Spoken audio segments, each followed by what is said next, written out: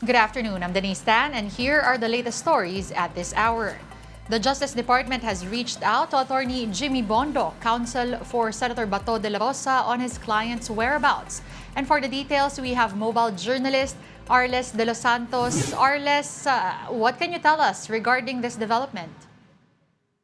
Denise, so far, the Department of Justice, of course, Secretary Vida, has reached out to the legal counsel of now a fugitive Senator Ronald Bato de la Rosa to get information about his whereabouts after days of confirming that the International Criminal Court arrest warrant against Senator Bato de la Rosa is valid and enforceable. Secretary Vida insisted that they see the liability of the client attorney privilege, but he said that Attorney Bondoc is not an exempt to that. And there's a possibility, of course, still that he might not cooperate with them or be an aid to not give information or to, of course, help in hiding Senator Bato de la Rosa. But Secretary Vida insisted that it doesn't excuse him from being an officer of the court and being a citizen of the Republic of the Philippines, and he's still covered by the law. And of course, he wants Attorney Bondo to help in locating Senator Bato de la Rosa and enforce the ICC warrant of arrest. Okay, so just to clarify, Arles, he can be compelled, talking about Attorney Jimmy Bondoc, he can be compelled to provide information on the location of Senator Bato de la Rosa kung yan ay hihingin talaga ng DOJ, at anong legal basis ang gagamitin dyan? So far, Denise, hindi pa natin nakikita yung pinaka-paper na ibinigay nga or pinadala ng Department of Justice. But at least on the tone of the DOJ, they want to compel Attorney Bondoc to help them in locating Senator Bato de la Rosa. He's still not found anywhere. No confirmation yet as to where the senator is currently hiding or where he is right now. No, but there's no formal basis as well. But at least for them, they do not want the serving of the ICC warrant of arrest to be stopped or be slowed down with the senator hiding. And of course, if there are law enforcement agencies or parts of the local court that can help them, they want to maximize it and help in enforcing the ICC warrant of arrest. Okay, now Arles, is there any update on the possible liability of Senator Robin Padilla in Senator Bato's alleged escape from the Senate, especially since he was the last person seen leaving with Senator Bato? Right now, Denise, they are at the stage of case build-up. Still investigating on the previous pronouncement made by Senator Robin Hood Padilla, with him confirming that it was his car that was seen being used by Senator Bato de la Rosa. But they were mom. They gave limited updates on that. But at least for them, they reminded the public that whoever might stop, try, or attempt to in serving the ICC warrant of arrest versus Senator Bato de la Rosa might have some legal issues to face. For example, they have the presidential decree number 1829 that punishes those who will be proven that stops or that may serve law. For example, obstruction of justice, the serving of warrant of the ICC, and especially if you or anyone will be part of the government that will try to stop the serving of the warrant of arrest, they might be perpetually disqualified from running in public office. And what is the latest on the government's move to revoke Senator Bato de la Rosa's firearms license?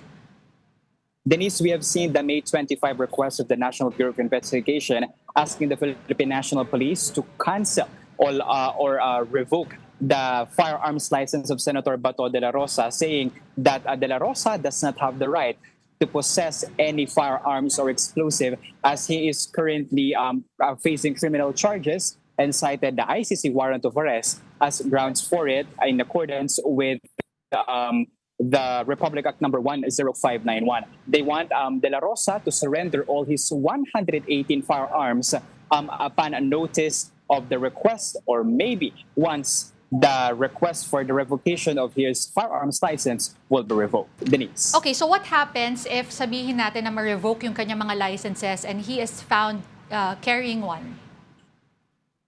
Denise, there's a possibility, not yet confirmed, but of course the illegal possession of firearms, because of course the Philippine National Police Firearms and Explosive Department is the one handling all the registry and the cancellation of this. So, for example, that it gets revoked, Senator Ronald Bato de la Rosa might face another legal issue if he does not follow the instructions of the authorities. All right, thank you for that update, mobile journalist Arles de los Santos.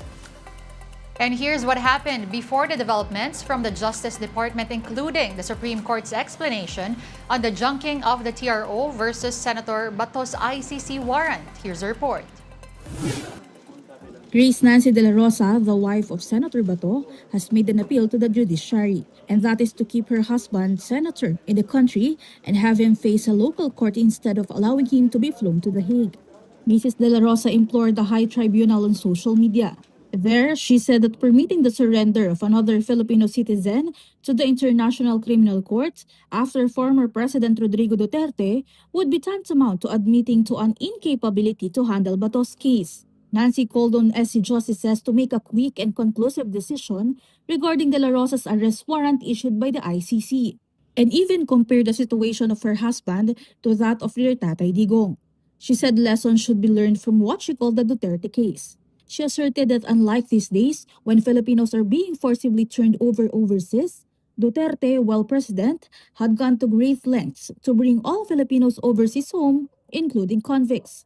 On May 21, the Supreme Court refused to issue a temporary restraining order as requested in Senator de la Rosa's petition seeking to bar the enforcement of the ICC arrest against him. Upon studying both arguments from the petitioner and the Office of the Solicitor General, the High Court ruled de la Rosa's camp had not been able to identify his particular rights, threatened and needing protection.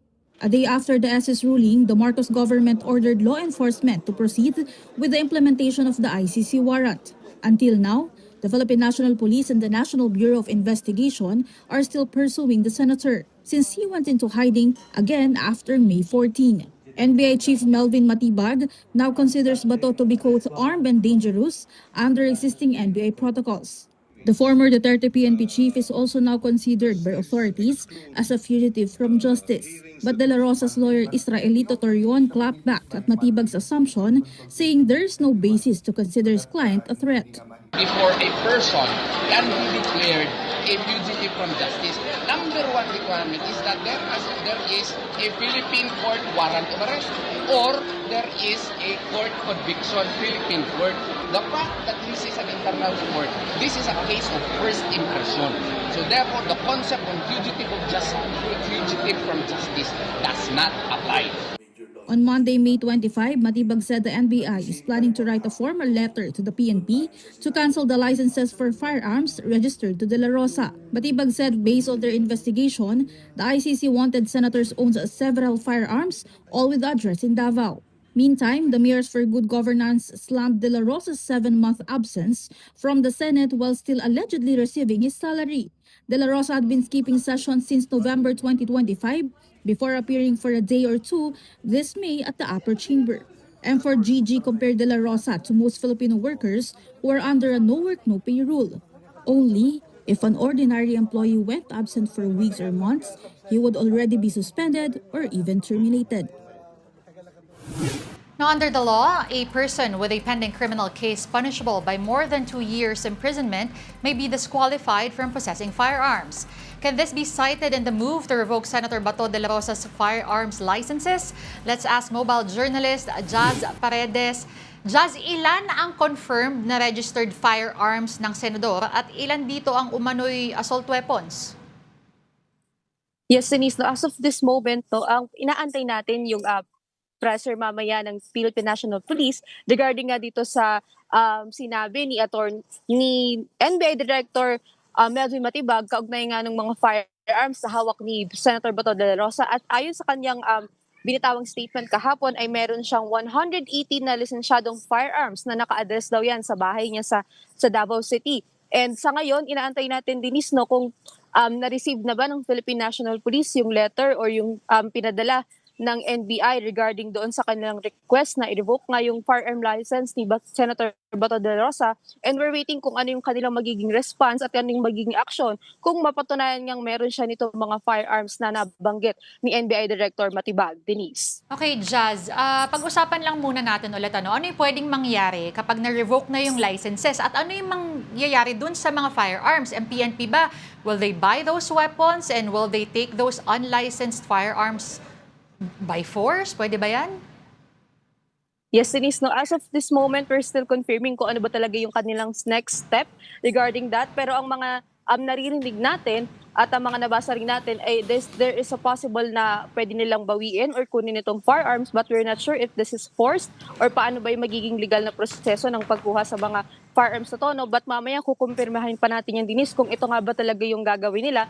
But for now, we're sure na aabangan natin mamaya kung ano yung magiging response nila regarding nga doon sa 118 na firearms na meron nga daw si Senator Bato de la Rosa. Okay, Denise. ito bang mga registrations ng firearms ni Senator Bato, ito ba ay up to date? Recent ba itong mga registrations na to?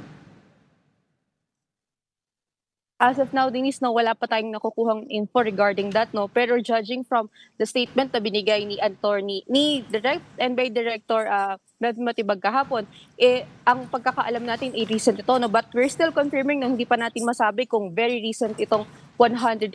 But mamaya, alamin natin yan sa press con mamaya. Denise. Sige, aabangan natin yan, Jazz, and hopefully we can get you later for an update. But for now, thank you for your report, mobile journalist Jazz Paredes.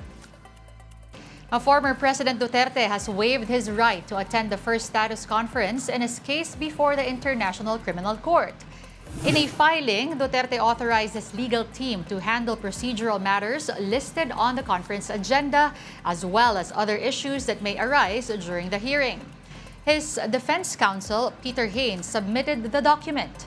The status conference will be presided over by Judge Joanna Corner, along with Judges Kibong Pek and Nicolas Gilu.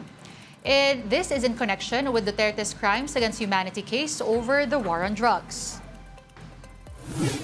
And operations at the site of a collapsed building in Angeles City shifted to retrieval and clearing this morning after rescue efforts were terminated at 8:27 last night. 4 people are confirmed dead, 26 were rescued alive, and 17 remain missing beneath the rubble. The incident command system ended rescue operations after a Pasig City LGU sweep using life locators detected no more signs of life. Focus now turns to debris clearing and the recovery of the remaining victims. Authorities have launched a formal accountability investigation to pinpoint structural, regulatory, and contractor failures. Project contractor Golden Years Construction and Steelworks have yet to coordinate with authorities following the tragedy. Join us again at 2 p.m. for the very latest stories. I'm Denise Tan, and we leave you with the projected heat index levels today. Stay tuned to One News.